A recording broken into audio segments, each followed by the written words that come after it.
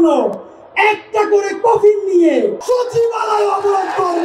আরে হাসিনা আমারে চেনে বেটা, আর তুই তো একটা উপজেলা আওয়ামী লীগ। আমরা বলছি এই জুড়ে যা কিছু ভালো তার কোনো মাস্টার মাইন্ড নাই, একমাত্র মাস্টার মাইন্ড আরশের উপর মহান আল্লাহ। বাংলাদেশ পন্থী কিছু ছেলে মেয়ে যাদেরকে পুরো 18 কোটি জনগণ চক্ষু বন্ধ করে বিশ্বাস করতে পারে যে এই ছেলেটা এই মেয়েটা নিজের জান দিবে কিন্তু জুলাই দিবে না, এমন কিছু ছেলে লাগবে। জুলাইয়ের যে অনেকগুলো বড় মুখ যারা জীবন দিতে চেয়েছে, যারা বাংলাদেশকে সামনে নিয়ে যাচ্ছে, তারা তো রাস্তাঘাটে কোনো প্রোটোকল ছাড়াই হাঁটে মাশাআল্লাহ। তো আমরা বলে রাখি, আপনারা যেদিন প্রোটোকল নিতে শুরু করবেন আমরা কিন্তু আপনাদের বিরুদ্ধে কথা বলতে শুরু করব। প্রোটোকল চলবে শুধু একটা, বাংলাদেশের জনগণের প্রোটোকল। এই জুলাই আমাদেরকে যা দিয়েছে আপনি ভাবেন, খুব লজ্জা লাগছে। এই বাংলাদেশ থেকে শুরু করে আমরা যারা এখানে আসার পরে এই পতাকাটা আমার এক ভাই আমাকে উপহার দিল। আমরা বলছি এই জুলাইয়ের যা কিছু ভালো তার কোনো মাস্টার মাইন্ড নাই, একমাত্র মাস্টার মাইন্ড আরশের উপর মহান আল্লাহ আর বাংলাদেশের 18 কোটি জনগণ। এই জুলাইয়ের যত দায়, সেই সমস্ত দায় আমি আমার ভাইয়েরা সহ বাংলাদেশের 18 কোটি মানুষেরও। আওয়ামী লীগের গুন্ডা গণহত্যাকারীরা স্পষ্ট জেনে রাখো, কোন প্রাডো মার্সিডিজ বেঞ্জ নিয়ে সারা ঢাকায় আমি ঘুরে বেড়াই না।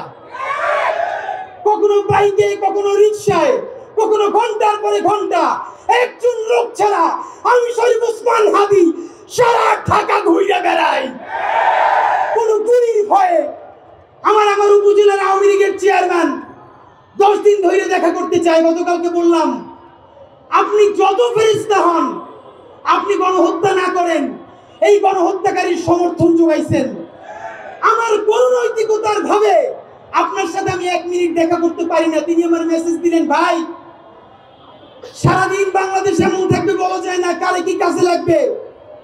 আপনি যদি দেখা না করেন একজনের পাঠান একটু দেখা করতে চাই। খুব ডরাইছি। আরে হাসিনা আমারে চেনে বেটা, আর তুই তো একটা উপজেলা আওয়ামী লীগ।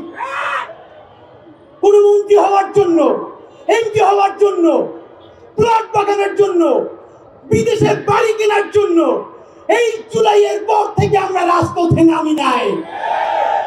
রাজপথে নেমেছি সোজা একটা, আমার যেই শহীদেরা স্বীকৃতি যারা আছে তারা এখন পর্যন্ত এই রাষ্ট্রের আইনি কাঠামোতে দেশদ্রোহী, তাদেরকে আমরা এই জাতির শ্রেষ্ঠ সন্তানের স্বীকৃতি নেই দেবই দেব ইনশাআল্লাহ।